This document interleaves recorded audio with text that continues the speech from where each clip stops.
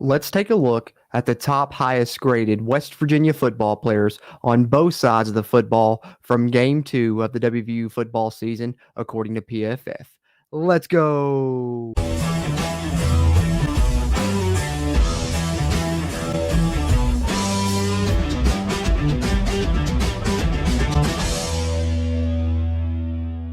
What's going on, Mountaineer Nation? Jordan Cruz back here with the Country Roads Webcast. And before I get into this video, just want to give you guys a quick reminder. If you would do us a favor, hit that like button. Giving us a thumbs up on this video will really help not only its performance, but future videos performances here on the channel as well. And if you're a West Virginia fan and you haven't already, be sure hit that subscribe button. Helps us and it helps you, as it helps get more of this Mountaineer sports content out to Mountaineer Nation. Having said that, let's get into it. All right, as I mentioned in the opening to this video, it seems like over the past couple of years since I started doing these player grade series, I put out the offensive player grade after a game, or I put out the defensive player grade video after a game. And it seems like people tune in a lot to whichever one I put out first, but then when I follow up the next day with the second one on the other side of the ball, it seemed like people weren't checking that video out as much. So what I've decided to do is I'm going to try and be as brief as I possibly can, which you guys know for me can be a bit of a challenge, but we're just going to cover both sides of the ball in one video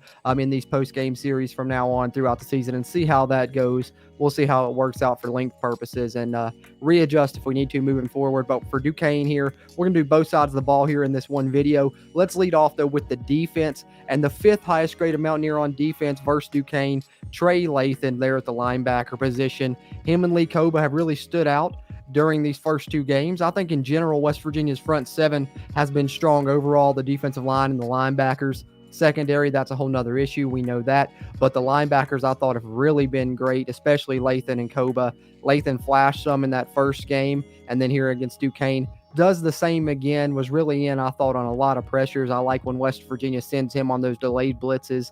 Had some success with it against Duquesne, and that's why he ends up with the 75.9 grade as the fifth highest grade of Mountaineer on defense. And then at number 4, we get Beanie Bishop with the 82 overall defensive grade. I thought that he stood out. West Virginia's corners and secondary, for as much as they have struggled, I think that Beanie Bishop has been the one corner that's shown the ability to be a little bit more physical, be a little bit more up on the receivers. And then in this game against Duquesne, he showed the ability to go up and high point the football. It was beat initially on a deep pass by Duquesne, but caught up with the receiver, not only caught up with him, jumped up, made the interception with a great over-the-shoulder catch in which he battled the receiver for the football. So thought he played well, ends up with 82 overall defensive grade, fourth highest grade of Mountaineer. And then at number 3, this one may surprise some people to see another cornerback on this list, but we get Malachi Ruffin with the 83.5 defensive grade. And just from my naked eye watching the game, I think one of the reasons you're seeing Malachi Ruffin here is on the initial drive for Duquesne,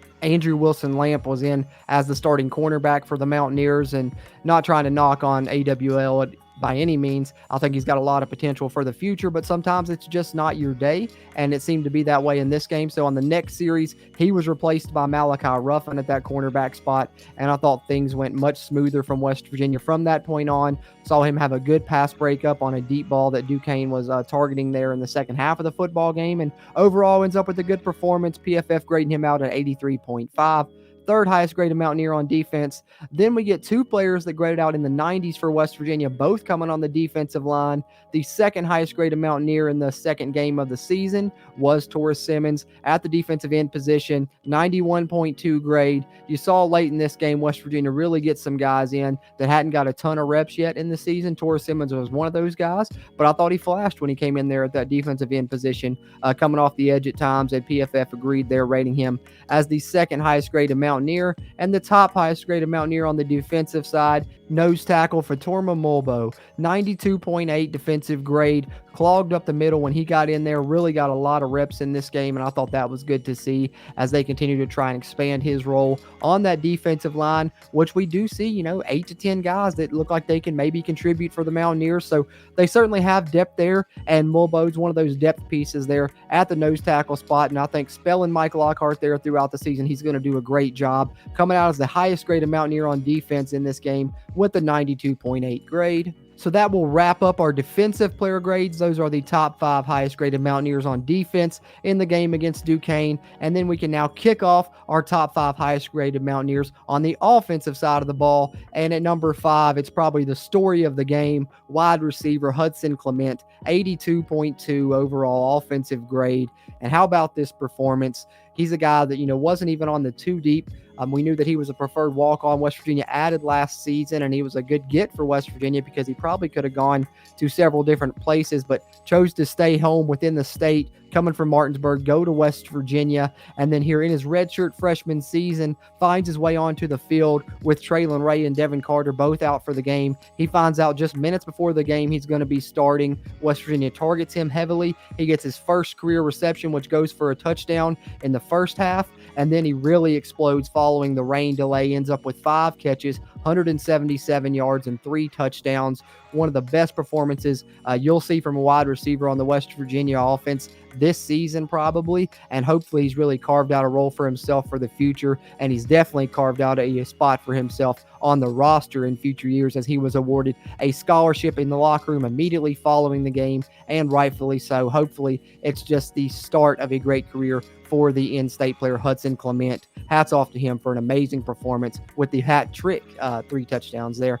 And then the 4th highest graded Mountaineer on offense was offensive lineman Brandon Yates, coming out with 82.4 offensive grade. One thing I'll say is it's awesome to see all of these player grades for West Virginia in the top 5, well in the 80s. That's rare to see. But Brandon Yates, I thought, he earned the nod to be West Virginia's starting right guard this season, has played well there, but also in this game, we got to see him play the center position once West Virginia went away from Zach Frazier. They first went to Brandon Yates, who, as I shared in my depth chart update last week, I felt would be like the guy West Virginia would go to, although he won't show up secondary there on the depth chart. That's Landon Livingston, who we did see later in this game. But I thought we saw some good things from Brandon Yates. He's came a long way in his Mountaineer career, now playing a bit more at a position he fits there in the interior offensive line. Got reps at guard and center in this game. Looked good, graded out good. 82.4, 4th highest graded Mountaineer on offense. And then the 3rd highest graded Mountaineer on offense, I just mentioned him at the center position, Landon Livingston, coming out with an 85 overall offensive grade.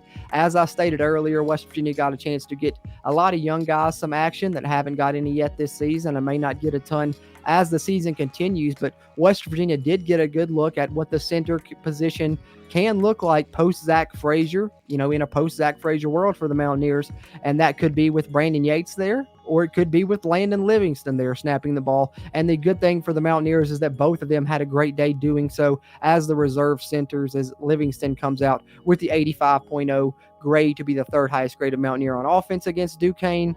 And then at number 2, we get the left tackle Wyatt Mile protecting Garrett Green's backside, coming out with the 85.6 grade. 2nd highest graded Mountaineer on offense in Duquesne. And if you paid attention a lot during the game, a lot of those successful outside runs West Virginia had were coming off that left side with Wyatt Mile setting that edge, and he really did a great job doing so, blocking for whatever West Virginia running back was in there, whether it was C.J. Donaldson, Jalen Anderson, or Jaheim White-Late, who really had some explosive runs. But we also know in the pass protection, he's protecting Garrett Green's blind side this season, so doing a great job at the left tackle position, has a bright future, really grades out great in this game, 85.6. 2nd highest graded Mountaineer.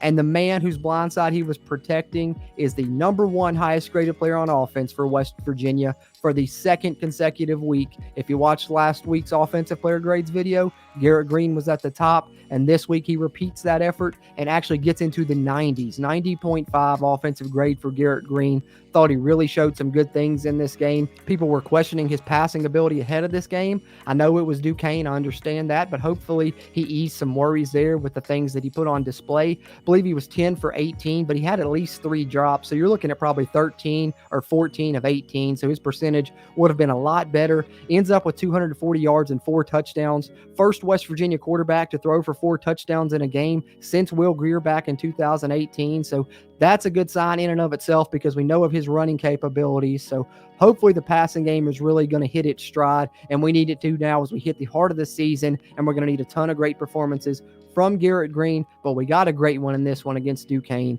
as he comes out as the highest graded West Virginia player on offense with the 90.5 offensive grade. So there you have it, Mountaineer Nation. The top 5 highest graded Mountaineers, according to PFF, both on offense and on defense. Let me know how you're feeling about the top 5 highest graded players on each side of the ball there. How do you feel about this list? Who else would you have liked to see make their way onto it? And how do you think it goes to predict the future for West Virginia's success on either offense or defense? Be sure, let us know your thoughts down there in the comments. We really appreciate those interactions as we continue to try and grow the Country Roads Webcast community throughout Mountaineer Nation. Having said that, as always, I'm Jordan Cruz, and until next time, let's go, Mountaineers.